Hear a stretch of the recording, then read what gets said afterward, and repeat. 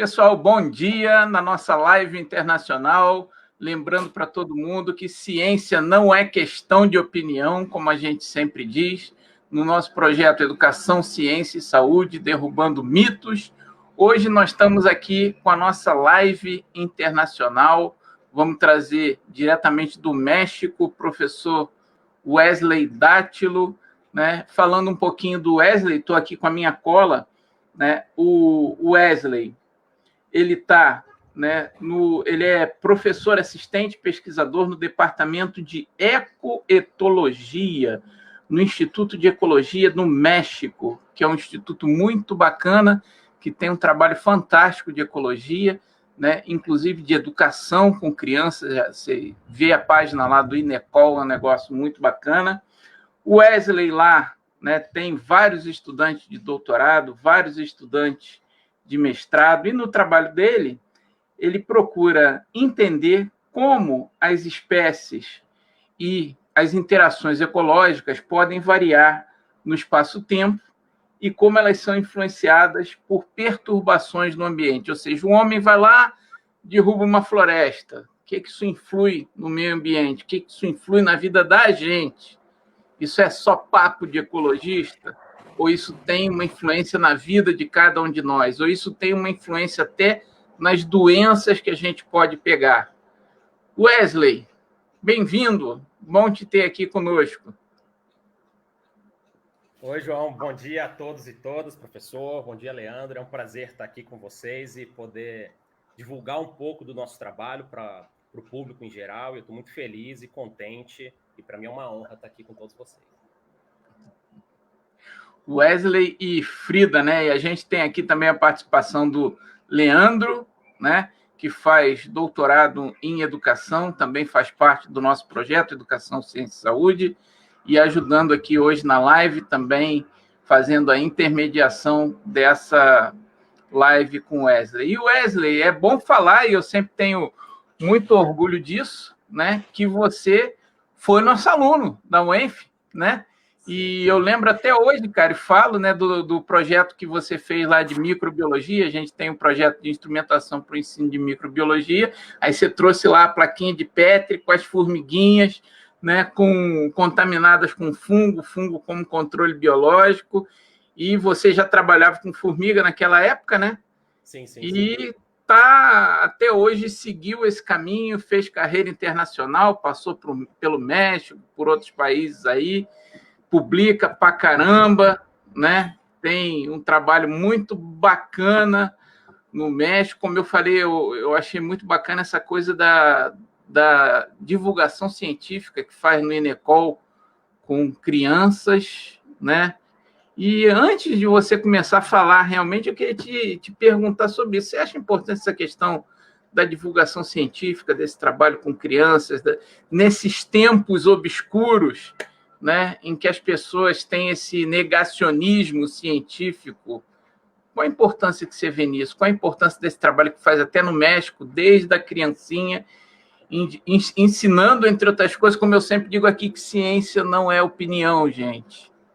Uma dessas coisas que justo desse projeto de vocês, que eu acho muito legal, é que ciência não é opinião, né? A ciência é baseada em evidência, né? Então, a gente, como cientista, a gente tende, em geral, a fazer muita difusão da ciência, que é divulgar o que a gente faz entre os nossos pares.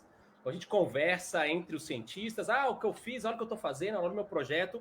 Mas eu acho que a gente falha muito nesse sentido de fazer a divulgação científica para um público mais amplo, né? Então, se a gente fala muito de negacionismo de ciência, eu acho que muito é parte nossa também, que a gente não divulga e a gente não tem, no sentido de governo, ter um método científico ensinado nas escolas, né? Então, a gente espera que as pessoas tenham conhecimento científico, mas elas não tiveram essa base do que é ciência, como faz ciência. E hoje, essa escuridão que a gente vive no mundo, no Brasil principalmente, a gente está vivendo de maneira ao vivo o processo da ciência, que a ciência não é opinião, não existe uma coisa que não muda, então a ciência está sempre mudando, e a gente está vivendo num espaço curto de tempo, em 7, 8 meses, saindo novas evidências todo dia. Então, saiu uma publicação aqui, mudou, antes isso funcionava, agora não funciona, veio do morcego, não veio no morcego, o coronavírus, por exemplo, começou em Wuhan, na China, a gente começa a ver que desde março do ano passado já estava resquícios desse vírus no esgoto de Barcelona, em novembro já estava em Florianópolis. Então, as pessoas não estão acostumadas a ver essa mudança na ciência muito rapidamente. E assim, é o processo normal da ciência. Nós, como cientistas, estamos acostumados em ver ideias sendo refutadas, novas ideias chegando, mas a população, em geral, não está acostumada a ver esse processo, esse método científico acontecendo aos nossos olhos todo dia. Então, eu acho que a parte da divulgação científica, não só dos trabalhos que a gente faz, que é uma maneira de voltar para a sociedade o investimento dela, porque a maioria da pesquisa é feita em instituições públicas, é feita em universidade pública e é paga pelo imposto das pessoas, então o papel primordial nosso devolver esse conhecimento, mas também a parte da responsabilidade nossa de devolver esse conhecimento para a sociedade, o governo também tem um papel muito grande na estrutura curricular dos alunos, onde a gente tem algumas matérias que podem ser questionadas por algumas pessoas, como, por exemplo, ensino de religião, ensino de outros tipos de matérias, mas alguma coisa que é a base, que é o método científico, isso acho que a gente não tem e precisa mudar muito a estrutura curricular das escolas do Brasil e do mundo. Para que as pessoas possam entender realmente o que é ciência, né? E por que a gente fala e insiste tanto que ciência não é opinião. Ciência é algo que tem que ser testado, comprovado, visto pelos pares, né, publicado. Não existe ciência com um resultado que você esconde, que você restringe. Todo o resultado da ciência é pública. Sim, mas eu vejo muita desculpa, João, eu vejo muitas pessoas também, por exemplo, falando, mas isso é só uma teoria, é só uma teoria. E parece que uma teoria é alguma coisa que alguém pensou numa ideia, alguma opinião, né? Mas teoria não é opinião, né? Teoria é uma coisa, uma ideia que já foi validada, já foi comprovada em muitos lugares por muitas pessoas de grupos de ciências independentes, grupos de pesquisa. Então, quando a gente escuta a palavra teoria, isso é algo muito, muito, muito forte dentro da ciência. Mas as pessoas, em geral, que não têm o acesso por inúmeros motivos a essa cultura científica, acha que a teoria é só uma coisa de, não, é uma ideia de alguém, né? Mas voltando a essa ideia magnífica do projeto de vocês, que ciência não é opinião, ciência baseada em comprovação, em evidências, e está de cabeça aberta para novas evidências, dependendo do conhecimento que a gente tem, das evidências novas, da observação nova, isso vai mudando a todo momento. E assim foi ao longo de toda a história. Coisas que a gente acreditava antes, que hoje parece, não, isso é só uma coisa antiga. É só uma ideia, né? Existem divergências. Não, meu pastor, meu padre, meu deputado, meu prefeito falou que isso assim, então, né, pode ser que não seja. Ciência não funciona dessa forma, né, gente? Mas, Wesley, né, na nossa live passada, a gente teve aqui com a Maíra, né, falou da importância das florestas, né? Você teve aí presente também, prestigiando.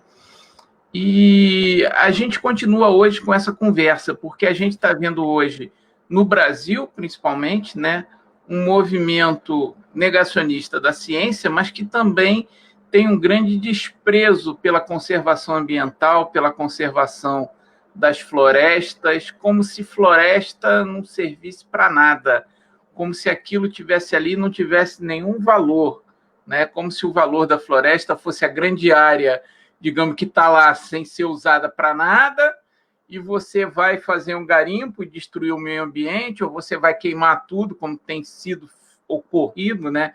As queimadas no Brasil, e vamos lá derrubar tudo e botar gado, plantar soja, que isso é que vai dar riqueza, né, no Brasil. E aqui, Maíra falou um pouco disso, falou das alternativas, e hoje a gente trouxe você para falar do efeito disso. Né? A gente fala, vai extinguir lá o mico-leão-dourado. O que eu tenho a ver com o mico-leão-dourado? Né? Vai extinguir lá um besouro. Besouro serve para quê? Né? E aí a gente vê nos seus artigos que não é bem assim, né? Ou é? Não é bem assim. O mundo está todo interligado, né? Então, tudo que a gente faz aqui chega a qualquer pessoa ou qualquer animal de alguma maneira, direta e indiretamente, né? Então, dentro da rede, por exemplo, esse é um exemplo que eu gosto muito, que dentro da rede do Facebook, todos os amigos, todas as pessoas conectadas, elas estão conectadas entre elas por 4 pessoas. Então, por exemplo, quantos passos, quantos amigos o Wesley precisa ter para chegar, não sei, no Trump, um exemplo. Então, tem 3 pessoas no meio entre eu e o Trump que se conectam e todo mundo está assim conectado. Então, qualquer informação que eu estou emitindo aqui, no intermédio de 3 pessoas, a informação chega a qualquer pessoa do mundo. Então, agora, quando a gente imagina isso na natureza, isso funciona da mesma maneira. Então, todas as espécies estão conectadas entre elas por meio de suas interações ecológicas. Todas as espécies, pelo menos uma vez ao longo da sua ontogenia, ou sua história de vida, ela tem uma interação ecológica. Então, de alguma maneira ou outra, todas essas espécies estão conectadas. E qualquer efeito sobre uma espécie pode ter um efeito direto ou indireto nas outras espécies. E isso pode voltar para a gente. Então, é isso que eu vou tentar mostrar um pouco para vocês agora. Beleza, Wesley. Não sei se eu posso já começar. Pode sim, fica à vontade. Eu tenho que compartilhar aqui.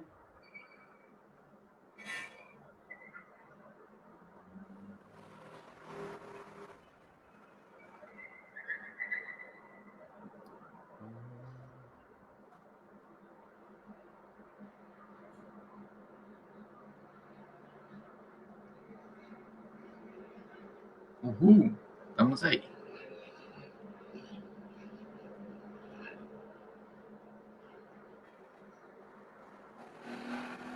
Você consegue ver a apresentação? Sim, tá perfeito. Bom, excelente, ok. Então, bom dia a todos e todas, outra vez. Meu nome é Wesley Dátilo, sou brasileiro e sou professor no Instituto de Ecologia aqui no México. E eu vou apresentar um pouco para vocês hoje um pouco do nosso trabalho e o que a gente vem fazendo, isso que o João estava comentando sobre as interações das espécies na natureza e como esses modelos teóricos e matemáticos que a gente utiliza para entender essas interações ecológicas, como esses modelos têm ajudado a gente a entender a dispersão da Covid-19, essa importante doença que tem cometido muitas pessoas ao longo de todo o mundo, tem nos ajudado a entender essa dispersão, tanto no Brasil como no México. Bom, sempre que a gente pensa em biodiversidade, pelo menos para mim, quando eu cheguei na graduação, eu sempre olhava e pensava nessas grandes florestas tropicais, Amazônia, Mata Atlântica, muitas cores, muito verde, os recifes de corais, né? Então, são sítios ricos em diversidade, em riqueza biológica. Aqui embaixo, esses gradientes de diversidade, aqui quanto mais escuro, mais vermelho, maior o número de riqueza de espécies aqui na região tropical. Então, quando a gente pensa em biodiversidade, a gente sempre pensa em riqueza de espécies, mas isso é só um dos componentes da biodiversidade. Entretanto, essa biodiversidade está ameaçada por muitas maneiras, né? Uma das ameaças poderia ser a destruição do habitat ou a perda do habitat, onde as pessoas estão desmatando quantidades enormes de florestas, como no Brasil, que a gente tem perdas muito grandes ao longo de todo o território brasileiro e onde os dados científicos muitas vezes não são levados de maneira séria, como o INPE muitas vezes mostrou para a gente que o desmatamento está aumentando na Amazônia, principalmente, e outra vez voltando, ciência não é opinião, é evidência. Então, existe evidência que o desmatamento está aumentando nos últimos anos. Um outro tipo de ameaça à biodiversidade também são essas grandes mineradoras. Aqui, um caso da mineração lá em Carajás, no Pará. Eu tive o privilégio, entre aspas, de poder prestar uma consultoria ambiental nesse lugar, e é uma visão muito feia ver essas minas a céu aberto tirando ferro, né? É muito, muito, muito forte o impacto ambiental que essas mineradoras têm na biodiversidade. Um outro tipo de ameaça à biodiversidade também é a poluição. Aqui no caso da cidade do México, uma das cidades que tem o maior nível de poluição de todo o mundo.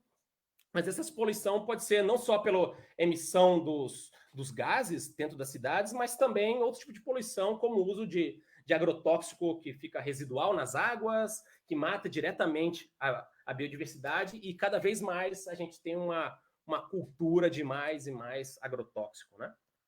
Bom, mas como isso pode afetar as espécies? Bom, a gente está vivendo uma coisa que a gente chama de antropoceno, que é uma nova era geológica, onde o homem está deixando marcas na história do planeta, onde a gente está perdendo, extinguindo espécies muito mais do que a gente está conseguindo descrever essas espécies.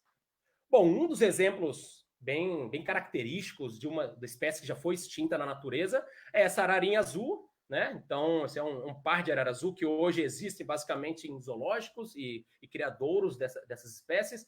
E essa espécie aqui de ararinha azul deu origem a esse filme muito interessante, muito legal de ver, que chama Rio, né? Das ararinhas azuis tentando voltar e acasalar e procriar, né? Para aumentar a perpetuidade da espécie. Bom, muitas vezes a gente se preocupa muito com essas espécies muito carismáticas, né? Como a ararinha azul, tem muitos projetos de divulgação, de conservação, sobre muitas espécies carismáticas que chamam a atenção da sociedade, que são muito importantes, lógico, mas algumas espécies não têm esse carisma tão grande entre as pessoas. Aqui, no caso, a gente consegue ver uma foto de uma abelhinha aqui, que está polinizando uma planta, uma solanácea, mas do lado da abelha, não sei se vocês conseguem ver aqui de verdinho, isso é um tomate. E cerca de 70% de tudo que a gente come é polinizado por abelhas. Então, se a gente tira todas as abelhas da natureza, a gente perde ou pode perder até 70% de tudo que a gente come. Então, muitas vezes, essa conexão direta de serviços que as espécies estão prestando para a gente de maneira direta ou indireta, não que elas trabalham para a gente, né? Mas muitas vezes a gente não consegue fazer essa conexão, que as espécies estão interligadas e têm benefício direto para a gente. Isso aqui é só um exemplo de o que acontece se a gente tirar todas as abelhas da natureza, né? Então, 70% de tudo que a gente come depende da polinização dessas abelhas. Mas, bom, quando a gente entra numa floresta, então aqui a gente está agora entrando numa floresta bem bonita, com caminho, o rio passando, e a gente começa a ver diferentes espécies, tucano, a anta, a abelha, a lagarta, e a gente vê essas espécies como entidades isoladas. Então, olha que legal esse tucano, olha que legal essa abelha, mas a gente não para pensar que essas espécies, como eu já mencionei, estão interligadas entre elas. Como, por exemplo, o tucano pode comer esse mamey, né, esse fruto, a anta também pode comer esse fruto, a anta fez o cocôzinho dela aqui, que chega o rola-bosta no cocôzinho, a anta vai também comer algumas espécies de plantas que são polinizadas por abelhas, que também são atacadas por lagartas, então tudo isso aí forma uma grande rede complexa que a gente chama, onde todas as espécies estão interconectadas entre elas. Isso é um exemplo, né, teórico. Agora imagina... Opa, desculpa. Agora imagina todas as espécies da natureza conectadas entre elas. Aqui, cada bolinha dessa seria uma espécie e cada linha seria uma interação entre elas. Então é basicamente isso que a gente tem na natureza. É uma grande rede da vida, uma grande rede complexa, onde todas as espécies estão interligadas entre elas. Ok? Mas isso é uma fotografia de como as espécies interagem. Mas isso aqui é muito dinâmico. Como, por exemplo... Nesse exemplo, ao lado direito da imagem, é um videozinho onde diferentes espécies estão chegando no ambiente e estão conectando. Então, imagina um fruto que está... uma planta que tem um fruto em janeiro e chega uma espécie de ave migratória em dezembro. Essas espécies não vão interagir, mas se essa planta tem fruto o ano inteiro e tem espécies chegando de diferentes lugares ou espécies se conectando dentro dessa rede, a gente começa a ter algo mais dinâmico. Então, quando a gente vê uma fotografia como essa, ao lado esquerdo, de uma rede de interação, a gente tem que pensar que essas redes são dinâmicas ao longo do espaço e ao longo do tempo. Mas, bom, mesmo a gente tendo uma grande rede complexa, com uma grande quantidade de interações, algumas poucas espécies têm um papel fundamental para manter todo esse sistema funcionando. Então, aqui eu tenho um exemplo de uma espécie-chave, que a gente chama. Então, aqui seria uma espécie de planta, onde ela está oferecendo alimento para todas essas espécies de aves. Então, tenho espécies de plantas que oferecem alimento para só uma espécie de ave, mas tem algumas espécies de planta que oferecem alimentos para grandes espécies de aves, para muitas espécies de aves, e por isso que a gente chama de espécie-chave, essa planta. Porque ela tem a capacidade de manter todo esse sistema funcionando, ok? Mas o que pode acontecer quando uma espécie é extinta na natureza? Bom, Primeira coisa é que um biólogo vai chorar, né? As pessoas pensam que o biólogo não chora, biólogo chora. Eu já chorei várias vezes, né? E uma das coisas é quando a gente perde alguma espécie, quando a gente sabe que alguma espécie já não existe na natureza, para os biólogos é algo muito triste, mas além da gente ficar triste e chorar, a gente tem que pensar no impacto, né, que essa extinção vai acontecer. Então aqui tem um exemplo de uma rede de interação entre espécies de plantas, de frutos, do lado esquerdo, as bolinhas vermelhas, e as bolinhas azuis são espécies de aves. Então, imagine que esse tucano vive numa área pequena da Amazônia. Bom, então agora a gente vai desmatar a Amazônia e vamos plantar soja para fazer commodity para mandar para fora, ok? Então, extinguimos essa espécie de tucano que só vivia nessa área. Bom, as espécies, ele interagia com 3 espécies, né?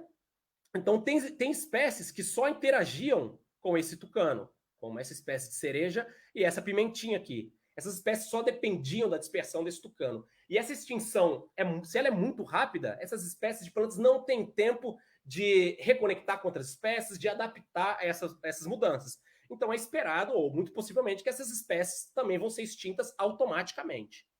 Bom, entretanto, sobrou uma espécie aqui, essa castanha, que era dispersada por esse tucano, mas também era dispersada por outras 2 espécies de aves. Mas tirando o tucano, a densidade ou a abundância dessa espécie de planta, dessa castanha aqui, pode diminuir. Então a gente já afetou ela indiretamente. Bom, tirando essa espécie do sistema, a gente pode afetar as outras espécies de aves que dependiam dela.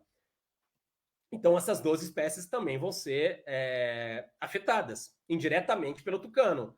E isso sucessivamente, com essa espécie de uva aqui, que dependia dessas 12 espécies, que dependia da outra espécie, que chegava no tucano, também vão ser afetadas. Então, isso aqui é um exemplo teórico de como a extinção de uma espécie pode afetar o funcionamento de todo o sistema ecológico. Então, isso que a gente chama de efeito dominó, o efeito cascata, onde a extinção de uma espécie leva uma série de efeitos ao longo de toda a comunidade ou de todo esse sistema, ok? Mas isso a gente está pensando só em 2 níveis tróficos, que a gente chama, que são as plantas e que são os animais que comem essas plantas. Mas a gente pode pensar isso, que quando a pimentinha ali embaixo foi extinta, ela também infectou algum besouro que se alimentava dessa espécie de pimenta. O tucano, quando foi extinto, também tinha algumas pulgas que eram associadas a ele, que também tinha algumas bactérias que eram associadas a essa pulga, que era associada ao tucano. Então, isso aqui é um exemplo para abrir um pouco a cabeça da gente que todas essas espécies estão conectadas. E tirar uma espécie desse sistema, mas é só uma espécie, é só uma ararinha, é só uma abelha. Não, não. As espécies estão conectadas entre elas por meio dessas interações. Então, nós como ecólogos, uma das perguntas que a gente sempre faz é: quais são essas espécies que são mais vulneráveis, né? Então, se a gente sabe quais são as espécies que são mais vulneráveis a perturbações, a gente consegue fazer algumas medidas para evitar essas cascatas de extinção, por exemplo. E uma outra pergunta que a gente sempre faz é: qual o efeito da perda dessas espécies para o funcionamento desse todo o sistema? Porque, como eu mencionei antes, existem espécies que têm um papel muito mais forte para manter esse sistema funcionando do que outras. Então, a gente quer saber qual o efeito da perda dessas espécies para manter tudo isso funcionando, porque as espécies não são entidades isoladas. A gente tem que pensar, quando a gente pensa em conservação, a gente tem que pensar em conservar não só a espécie, mas o ambiente onde ela vive e as pessoas que estão inseridas dentro desse contexto que as espécies estão vivendo. Então, se eu quero conservar uma reserva, eu tenho que pensar na população, nas pessoas que vivem ao longo ou em volta dessa reserva, né? Porque são parte desse ambiente. A gente não pode ver isso de maneira isolada. Mas como toda essa conectividade dessas interações entre as espécies tem nos ajudado a compreender a dispersão, né, da Covid-19? Bom, como eu mostrei para vocês, essa rede de interações entre espécies, a gente não pode esquecer que a gente também é uma das espécies dentro dessa rede. A gente parece que a gente se isola da natureza e vê a gente como uma espécie diferente. Não, nós humanos e a natureza, né? A biodiversidade está lá, a natureza está lá, mas não, a gente é uma espécie dentre essas milhões de espécies que ocorrem. Entretanto, nós somos uma espécie que está associada basicamente com todas as outras espécies. Diferente, por exemplo, uma espécie de leão que está na África não interage com uma espécie de anta, por exemplo, que está na Amazônia brasileira. Mas o homem está associado com um leão na África e com um leão e com a anta na Amazônia. Então, nós estamos concorrendo com todas essas espécies. A gente está não só correndo de maneira espacial, vivendo junto, mas a gente está caçando para comer ou para fazer tráfico de animais. Então, a gente tem contato com esses animais de muitas maneiras. Então, quando surge alguma doença como essa, uma zoonose que está associada com espécies de animais, é muito provável que, quando o humano contrai essa doença a uma pessoa, ele dissemina isso para toda a população. Mas, bom, em relação à Covid-19, nós sabemos que essa é uma doença que a disseminação dela, o contágio dela, se dá muito por maneiras de interações sociais entre as pessoas, né? Então, aqui, por exemplo, algumas secreções, como espirro, tosse, catarro, gotícula de saliva, abraço, aperto de mão. Então, é uma doença de quanto mais próximas as pessoas, maior a probabilidade de contágio dessa doença. Além disso, a mobilidade das pessoas entre as cidades, dentro de um bairro para outro, também ajuda a dispersão dessa doença, né, do contágio da doença. Então, da mesma maneira que a gente pensa em rede de interações entre espécies, a gente pode usar esse mesmo quadro, essa mesma ideia, para aplicar, para estudar a dispersão da Covid-19. Por exemplo, aqui eu tenho diferentes bonequinhos vermelhos que estão interagindo entre eles de maneira de abraço, um tossindo na cara do outro, espirrando, abraçando, apertando a mão, e aí eles estão se contagiando. Mas também a gente pode pensar de uma outra maneira, que seriam esses humanos, esses bonequinhos, também se movendo entre as cidades, né? Então, uma pessoa viaja de uma cidade para outra, de um bairro para o outro, e essa doença tende a perpetuar ou dispersar, né? Então, como que ocorre a dispersão da Covid-19 na sociedade? Bom, isso é uma coisa que as pessoas pensam muito, onde aqui são diferentes pessoas infectadas do lado esquerdo, e todas elas contagiando outras pessoas, passando o vírus de um lado para o outro. Mas o que a gente sabe é que isso não é verdade. O que a gente sabe hoje é que existem algumas pessoas que a gente chama... chama de super spreaders ou super propagadores dessa doença, onde somente 20% da população infectada é responsável por dispersar mais de 80% de casos de todas as doenças. Então, da mesma maneira que eu falei da interação entre as espécies, que existem espécies chaves, que são algumas espécies que são muito importantes para manter o sistema funcionando, nesse caso a gente tem algumas poucas pessoas, que são esses super dispersores de doença, que podem até 80% da dispersão dessa doença depende dessas 20 pessoas, desse 20% da população. Então, não é todas as pessoas que têm a mesma probabilidade de sair contagiando pessoas no geral. Somente 20% é responsável por 80% da dispersão da doença. Bom, mas quem são esses super spreaders, né? Bom, a gente pode pensar em diferentes maneiras para estudar esses super spreaders, né? Então, nesse caso, são redes de pessoas, cada bolinha dessa aqui em cima são pessoas, os links, né, são as interações entre elas, interações sociais, e a gente pode ver que existem algumas bolinhas vermelhas, que esses são super spreaders, são as pessoas que têm uma maior proximidade de contato social entre todos. Aqui um exemplo que coloquei é o motorista de ônibus. Então, o motorista de ônibus está lá trabalhando, ele tem contato com, não sei, 400, 500, 600 pessoas ao longo de todo o dia. Então, ele está movendo por toda a cidade, e entra gente do seu ônibus, entra e sai, entra e sai, entra e sai. Se ele estiver contaminado, não estiver tomando as medidas necessárias, ele está dispersando essa doença. Então, esse seria no caso de proximidade. Mas tem uma outra coisa que seria esses super spreaders por intermediação. São pessoas que não têm um contato social muito grande, mas são pessoas que estão viajando de um lado para o outro. Então, aqui as bolinhas vermelhas, nesse caso, são pessoas que estão levando a doença de um grupo social para outro. Então, aqui eu coloquei um exemplo, uma pessoa, um mochileiro, né? Então, o cara vai ficar na casa dele, ele está viajando, ele está contaminado, ele pode ser uma pessoa sintomática, não tem os sintomas na doença. Ah, não, vou viajar para a cidade tal, vou viajar para o povoado tal, vou viajar para o país tal. E aí ele está dispersando essa doença. Então, ele não é uma pessoa que tem um contato social muito grande, mas ele é uma pessoa que intermedia ou ele conecta populações diferentes.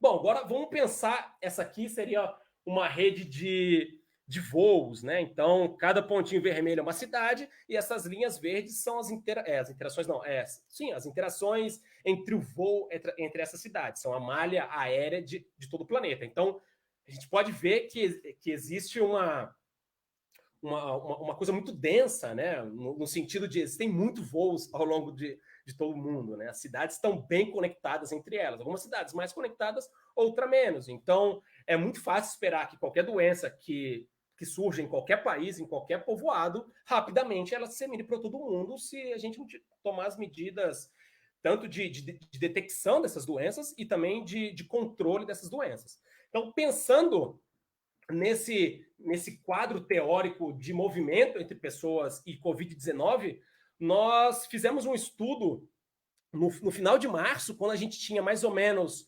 4.500 pessoas infectadas no Brasil, né, que para mim é muito, se tiver 2 pessoas infectadas, são 2 famílias, né, já, então qualquer número, se é 2 milhões, 3 milhões, 1.000, 10, já é motivo de preocupação, porque são pessoas. Infelizmente, a gente já está tratando esses números somente como estatística. Ah, não, morreu mais 1.000, mais 40 mil, mais contaminado, mas uma pessoa a mais é uma família a mais que está sendo afetada. Então, aqui cada cidade, aqui está o mapa do Brasil, cada cidade é uma cidade que tem um aeroporto e as linhas cinzas são a malha aérea brasileira, né, dos voos entre todas essas cidades. Então, utilizando alguns parâmetros de teoria de redes complexas e parâmetros epidemiológicos, nós modelamos como poderia ser essa vulnerabilidade dessas cidades brasileiras. Isso no final de março, quando a gente tinha mais ou menos 4.500 casos da doença no Brasil. Bom, isso aqui, esse estudo foi publicado posteriormente, esse estudo foi liderado pelo professor Sérvio Ribeiro, da Universidade Federal de Ouro Preto, e Alcides Silva também, de Ouro Preto, e contou com a participação minha, com a parte de redes, também de algumas outras pessoas da UFMG e da Fiocruz. Então, isso aqui foi o modelo que nós criamos de vulnerabilidade das cidades. Então, as entradas iniciais da Covid, né, no Brasil, né, por Rio de Janeiro e São Paulo, que se sabe, né, que se sabia até então, que agora já tem evidência, parece que em novembro de 2019 o vírus já estava no esgoto de Florianópolis. Então a gente pode discutir isso mais para frente também, na hora do bate-papo. E aqui seria a evolução da dispersão, da vulnerabilidade das cidades ao longo do tempo.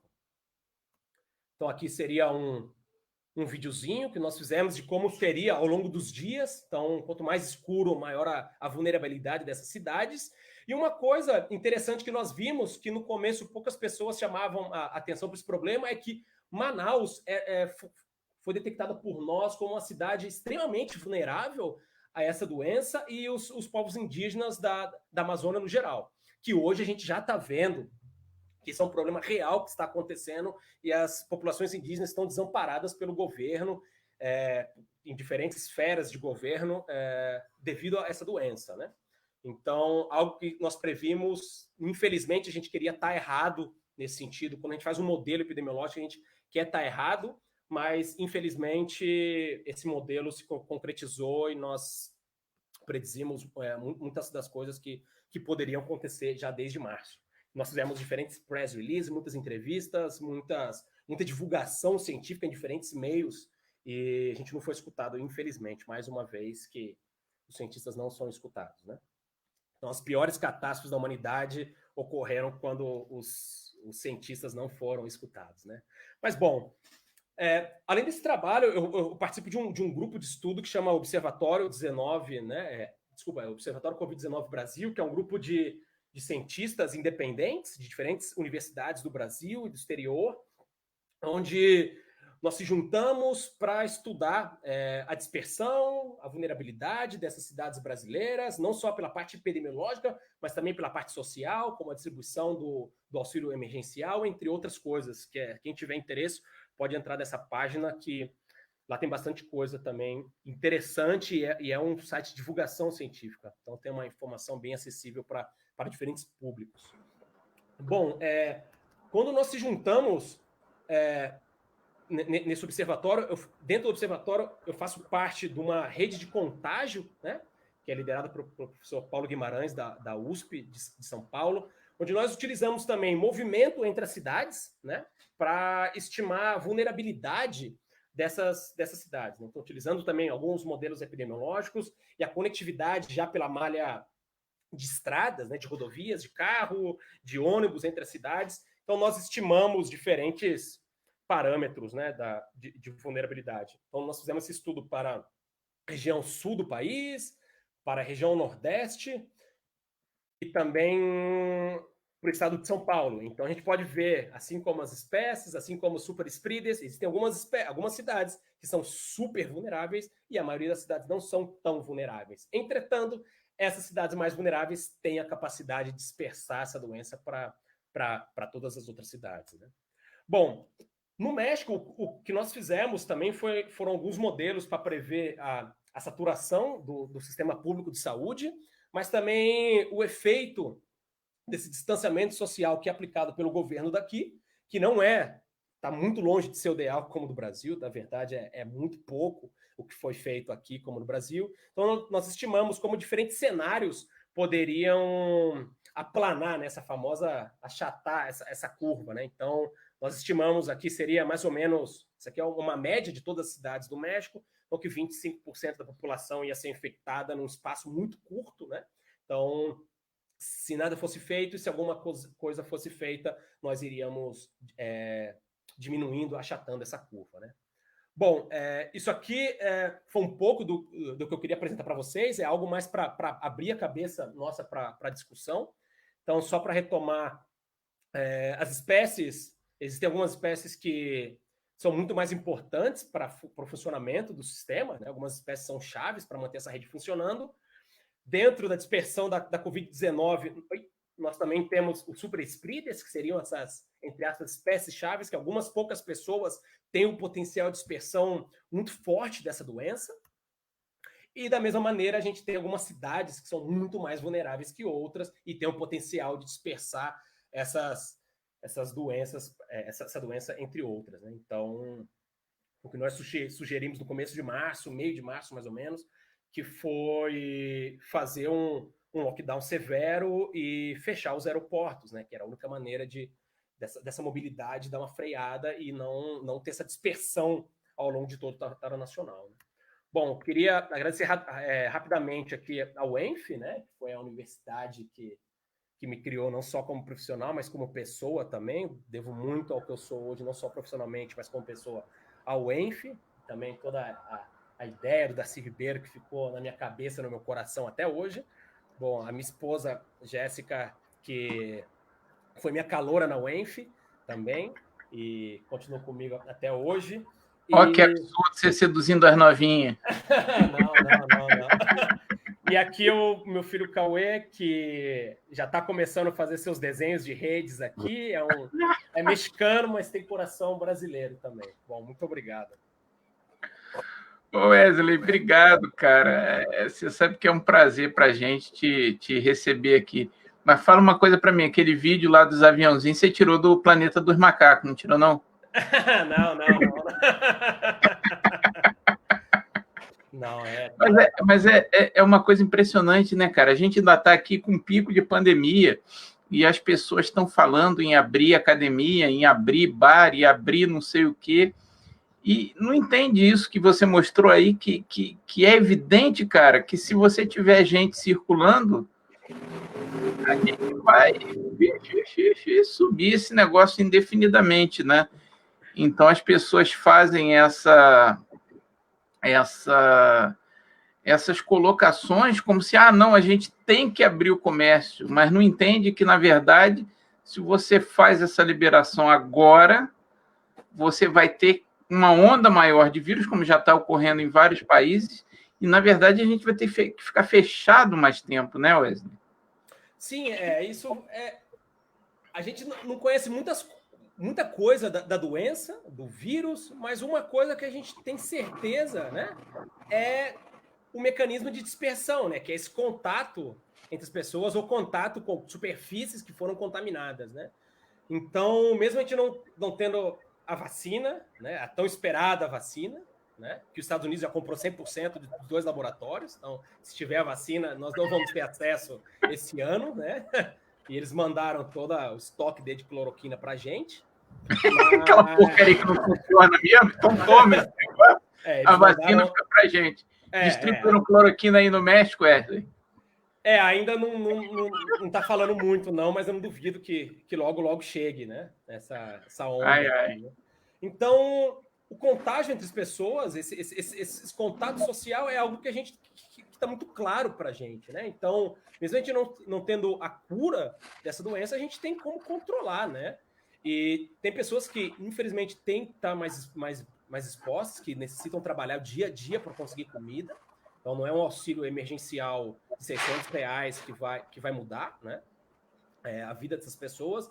Mas tem pessoas que sabem, que poderiam estar em casa, não estão em casa, e fica com esse negacionismo, né, da ciência, né? Que, não, isso é só uma gripezinha, meu histórico de atleta não vai acontecer nada comigo, né?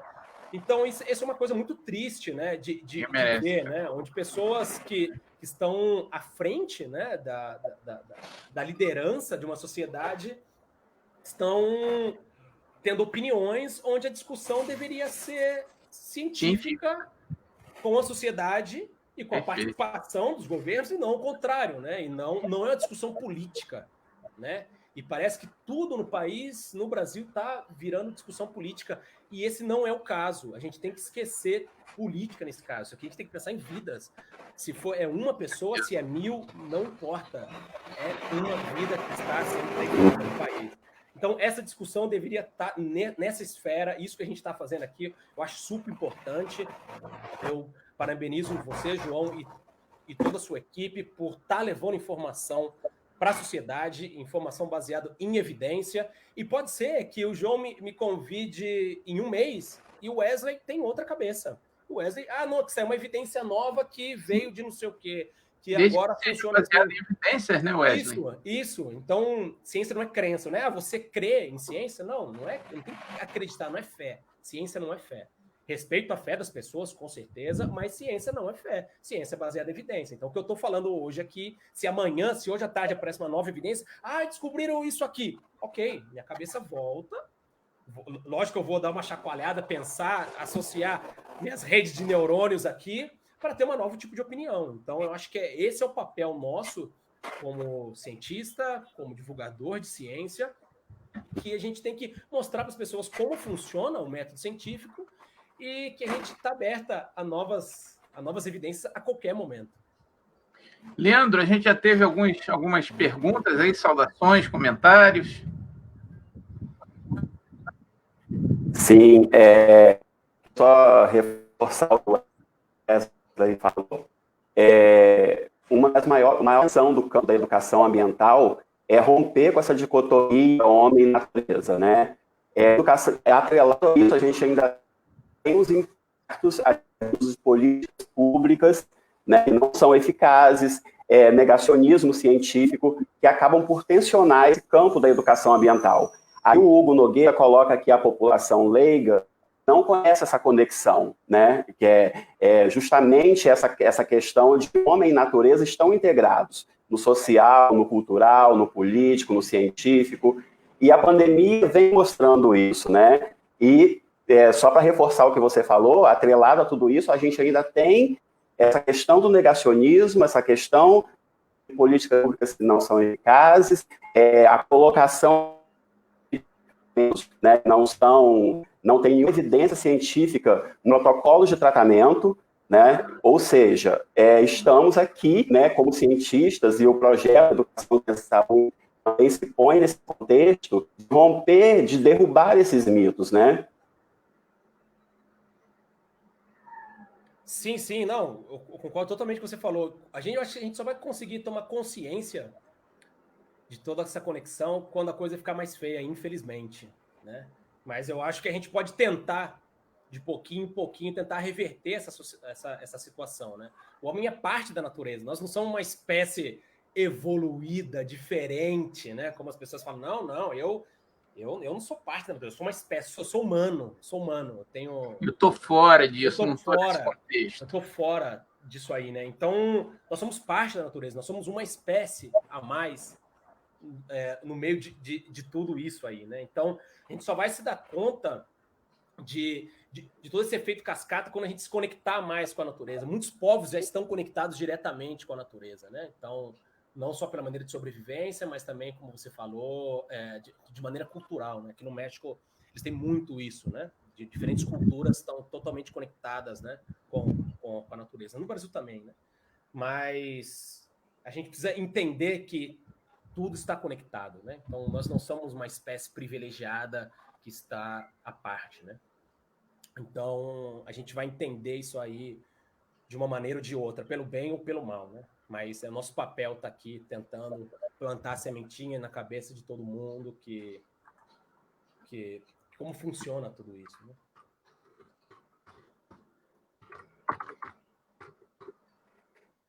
Temos aqui ainda, Wesley, a participação da Vanessa, que faz parte do nosso projeto. Ela pergunta qual a postura do governo mexicano em relação às informações divulgadas pela comunidade científica. O governo mexicano está no mesmo patamar de negacionismo como aqui no Brasil? Então, no começo, sim, né? Eu não me meto com política aqui, né, por ser estrangeiro, mas no começo o governo estava, da mesma maneira que o Brasil, muito negacionista, como não, isso não acontece nada, vamos abraçar todo mundo, vamos comer no restaurante, não vai chegar aqui. E hoje o México acho que é o 4º ou 5º país com o maior número de mortes no mundo, né? Então, esse negacionismo inicial, a gente não pode esquecer que existem pessoas que a única maneira de informação que elas recebem é o WhatsApp, é Facebook, e é presidentes, governadores na televisão falando. Então, se o presidente fala que não acontece nada, que pode sair abraçando todo mundo, a maioria da população vai levar isso aí, porque a gente quer sempre um governante, né, milagroso, uma cura milagrosa para uma doença. A gente precisa de resposta como sociedade. Muitas vezes a gente quer respostas rápidas, né?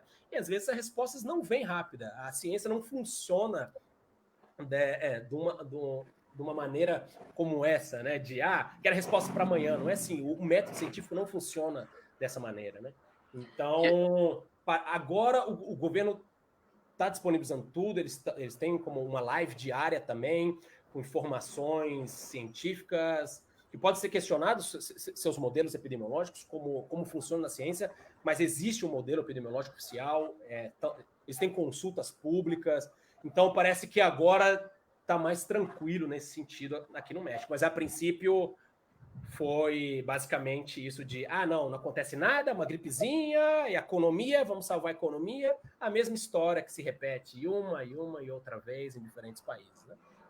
E o exemplo disso é os Estados Unidos, né, Wesley? Que os caras lá têm dinheiro pra caramba, tem uma pesquisa evoluída pra caramba, mas chegou ao ponto de ser um epicentro do mundo da doença por causa dessas atitudes negacionistas da ciência, né? O que chega a ser impressionante, como é que um país com a estrutura dos Estados Unidos chega a esse caso por causa de uma questão meramente ideológica, ou seja, das pessoas não levarem a ciência em consideração.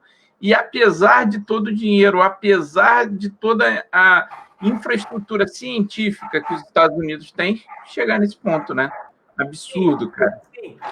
Os Estados Unidos é um país que tem um presidente um pouco psicopata, um pouco não muito psicopata. Completamente. Né? Que fala para a galera tomar desinfetante, que isso vai salvar as pessoas, e as pessoas vão tomar o desinfetante e vão parar no hospital, sabe? Impressionante, né? Que você teve lá acho que foi o CDC, né? O Centro de Controle de Doenças, e os caras avisando para as pessoas para não tomarem desinfetante, Sim. porque teve um aumento absurdo do número de como é que se chama? De intoxicações, né? Depois desse anúncio do Trump. Então a gente vê como é que o negacionismo científico pode matar, né? E é aquilo que a gente fala. Às vezes eu brigo muito aqui no condomínio, acho que no condomínio onde eu moro, o nego me odeia, porque toda vez que o nego coloca lá uma fake news no grupo do condomínio, eu falo não. O nego, não, mas existem opiniões. Eu falo, não é opinião, isso mata, isso não é assim. Né? É que parece que a gente está contra, né? Eu adoraria encontrar um remédio milagroso. Eu sou a primeira pessoa que gostaria de ter um remédio que é barato, que é acessível, que poderia estar salvando vidas. Eu sou o primeiro, mas não tem evidência. Esse é o problema, claro. Sabe? Não é contra o governo, não é contra ninguém. Eu queria, de verdade, do fundo do meu coração, que tivesse um remédio acessível a todo mundo, mas não tem hoje. Pode ser que amanhã apareça um e que seja vendido aqui na esquina de casa. Né? E as pessoas invertem a coisa, né? Invertem como se o conhecimento científico fosse político. O conhecimento científico não é político, as pessoas fazem o contrário. Usam a política, deturpam o conhecimento científico para usarem politicamente. Se a cloroquina funcionasse, a gente estava aqui dando graças a Deus, falando, não, pô, vamos usar. Primeiro, eu ia estar comprando. Mas não funciona em massa, existem evidências científicas. Sim, né? Então a gente, não tem como, cara, eticamente você falar a favor de algo que não só não funciona, como pode matar, né? É uma irresponsabilidade muito grande. E essa questão das fake news, eu não sei como é que é aí no México, se há uma legislação para isso, mas acho que agora o mundo todo está se preocupando com isso, né? Essa desinformação geral é muito séria, porque o simples fato de você passar uma notícia falsa que você não tem certeza que é verdade pode matar alguém, né, Wesley? Pode. Wesley? Eu? Falou alguma coisa, Leandro? Não? Sim. Leandro, acho que sua conexão está meio ruim, de vez em quando dá uma falhada.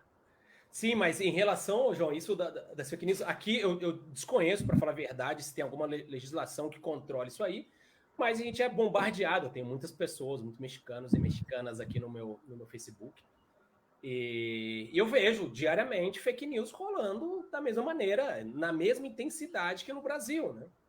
Então, as pessoas são muito inconsequentes, né? Às vezes eu acho que tem algumas pessoas que não têm o conhecimento, e aí eu, entre aspas, desculpo um pouco, porque a falta de acesso à educação, que deveria ser universal, nem todo mundo tem.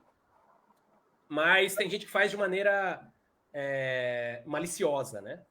E aí que está o problema, que são as pessoas que inicialmente fazem essas fake news, né? Então, elas querem colocar uma discussão política onde não deveria ser, né? Isso é uma discussão científica com a sociedade, onde a sociedade deveria estar participando dentro das tomadas de decisão, né?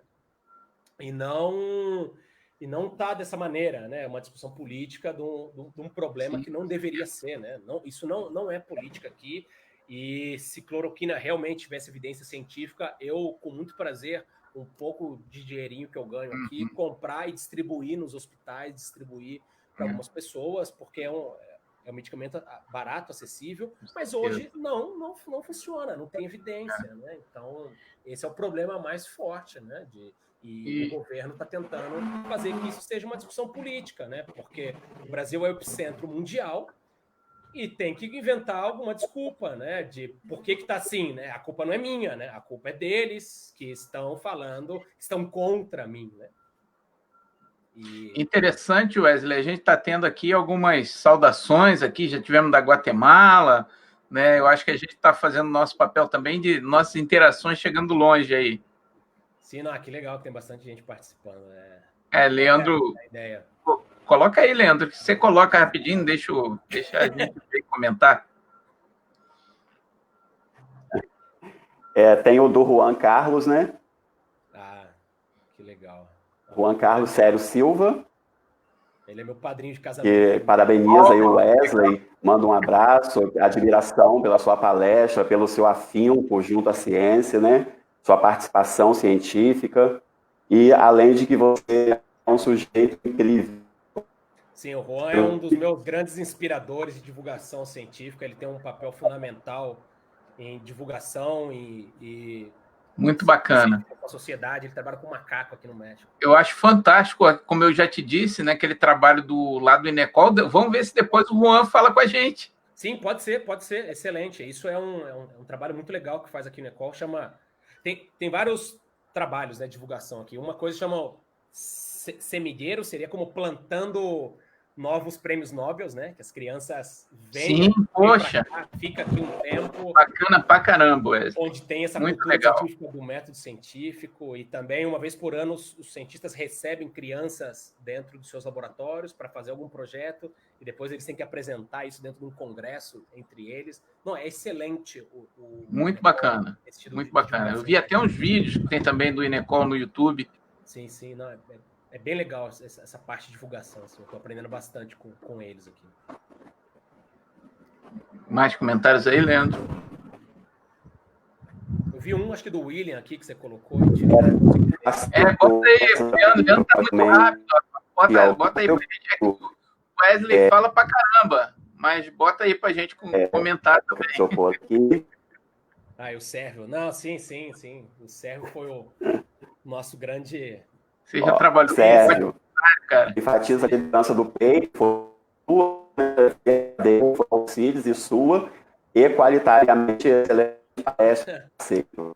Não, o Sérgio foi o grande cabeça, para falar a verdade. Ele que juntou peças, né? Às vezes... E vocês continuem assim, né? Trabalhando em prol da ciência, dando informações à sociedade, né? Precisamos muito. Sim. Mais um aí?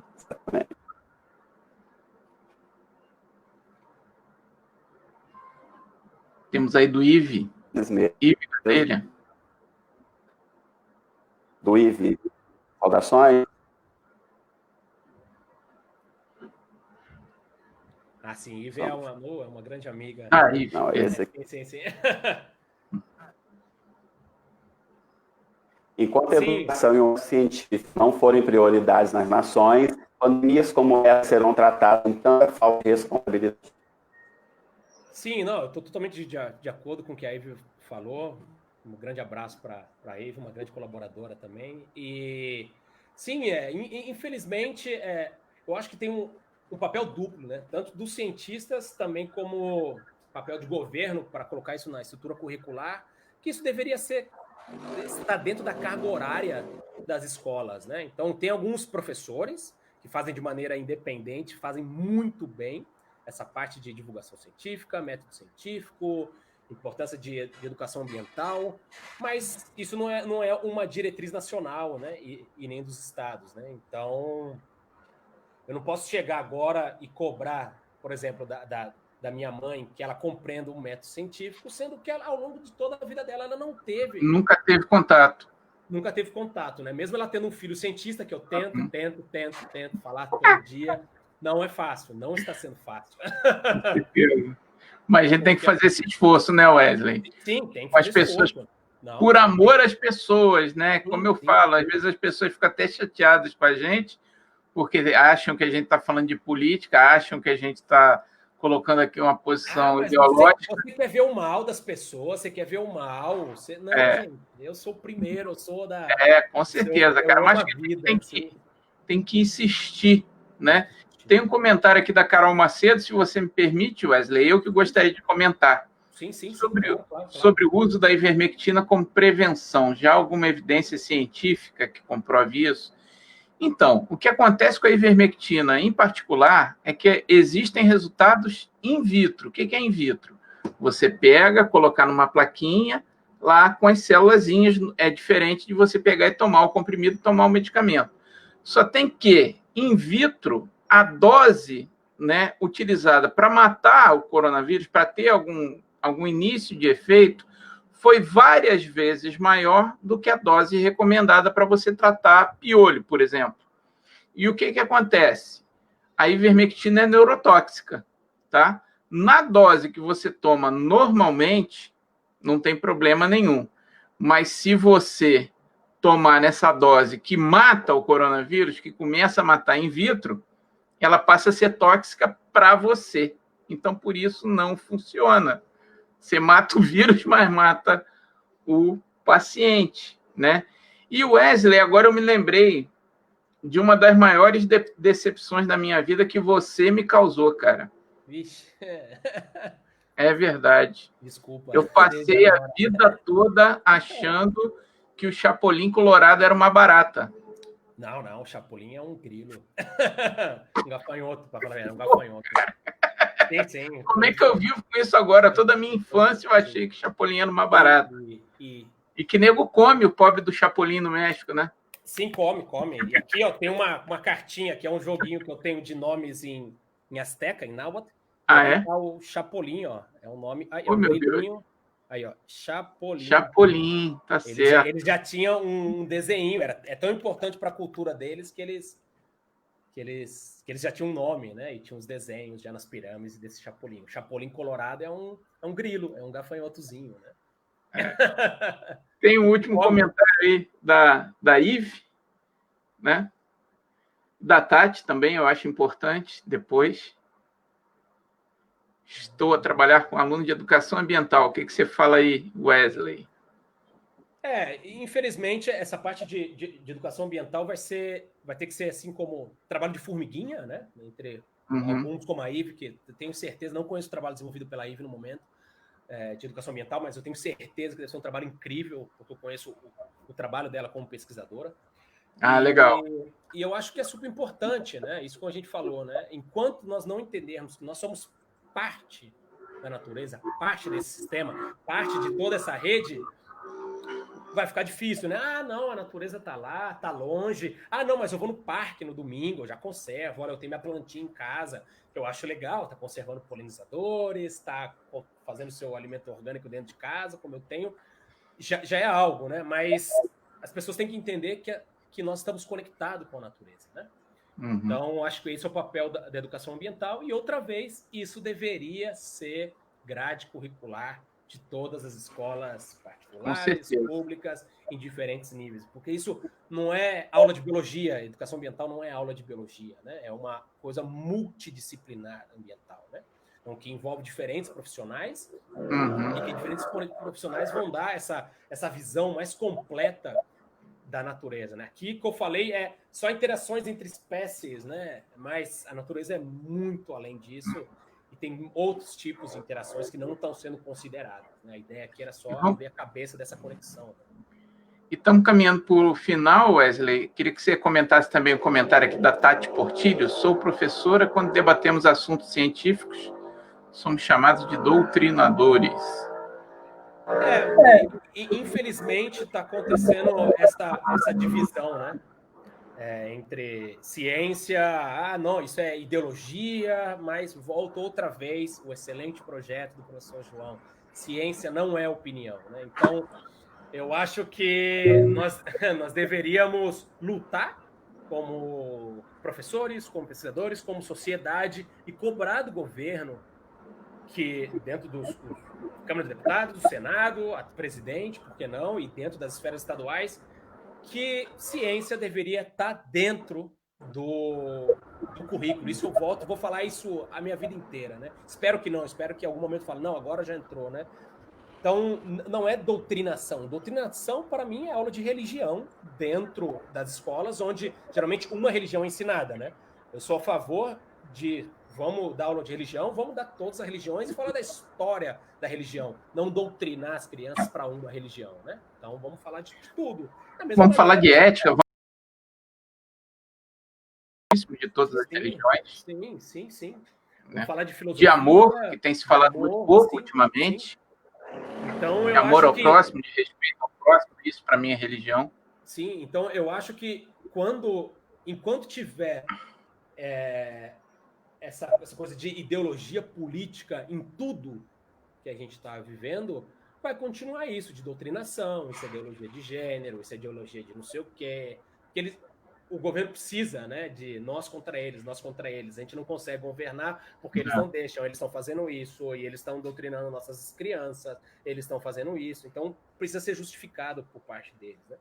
Mas, outra vez, o nosso papel aqui como cientista, como professor, essa sementinha. Se eu mudar a vida de uma pessoa, se eu abrir a cabeça da vida de uma pessoa, com certeza, eu estou feliz, né?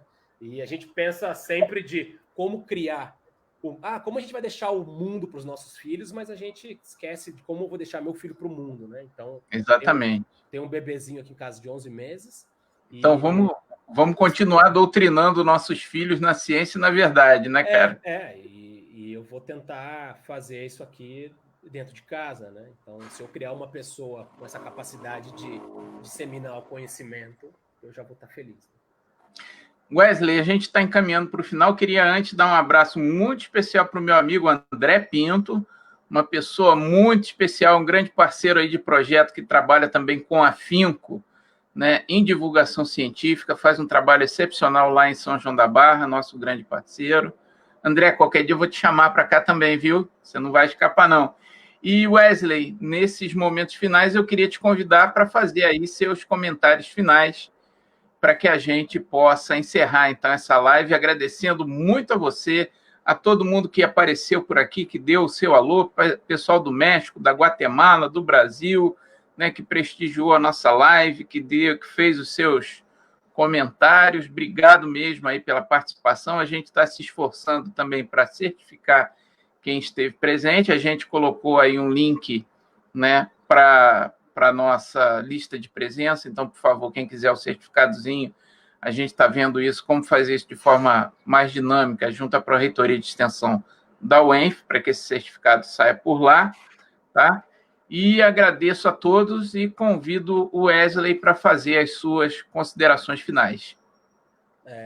Então, João, eu queria agradecer muito o convite de você. Eu acho que você tem um papel fundamental, está tendo cada vez mais nessa parte de divulgação, de extensão, que a universidade tem que estar, pelo menos na minha cabeça, estar conectada com a sociedade. Esses projetos de extensão que tem no Brasil, tem pouco aqui no México, e eu acho isso super importante, esse papel de conectar, da mesma maneira que a gente tem que conectar a sociedade com a natureza, a sociedade tem que ver que a universidade e as instituições públicas é parte do dia a dia delas, né? Então, acho que uma das coisas que nós vimos dentro dessa pandemia, uma das coisas boas, entre aspas, né, se pode dizer assim, porque nada foi bom para mim nessa pandemia, mas uma das coisas que saiu aos nossos olhos é a importância das instituições públicas, né? Servidor público não é vagabundo, instituições públicas são as responsáveis pela pesquisa científica do Brasil, né? Que o Estado tem que cuidar da gente, porque se o Estado não cuidar da gente, o mercado não vai cuidar da gente, né? O neoliberalismo que vai cuidar da gente, né? Então, o Estado tem que tomar decisões, lógico, com a força da população, com a força do povo, né?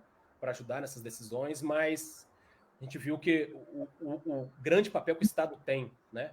Em coordenar e cuidar da população. No nosso caso, não está cuidando, está fazendo de maneira equivocada, mas está fazendo, né? Então, é o papel desse Estado, né? E a outra coisa que eu queria terminar também é destacando esse papel, né? Que eu já falei algumas vezes, que nós estamos conectados com a natureza, que as espécies estão conectadas e que tudo que a gente faz volta direta ou indiretamente para a gente, né? Então, a gente tem que pensar menos em dinheiro, menos em vamos exportar commodity, vamos mandar soja para todo mundo, vamos desmatar, mas acho que antes da gente pensar nisso, a gente tem que pensar nas vidas, né, que estão por trás disso aí. Então, eu acho que esse é um papel importante que nós temos como sociedade, de ver como a gente pode tentar mudar essa visão, né? Mas eu acho que tem que ser discutido, né, em diferentes esferas, e isso é um excelente exemplo que a gente está fazendo hoje, né? Muito obrigado, Obrigado, João. aí. Obrigado, Wesley. Obrigado, Juan, também pelo nome. Imagino que seja gente boa. Esses caras chamados João Carlos, em geral, são pessoas legais. Sim, entendeu? Wesley, brigadão, cara. Um prazer enorme ter você aqui com a gente, tá? Um abraço, tudo de bom, né?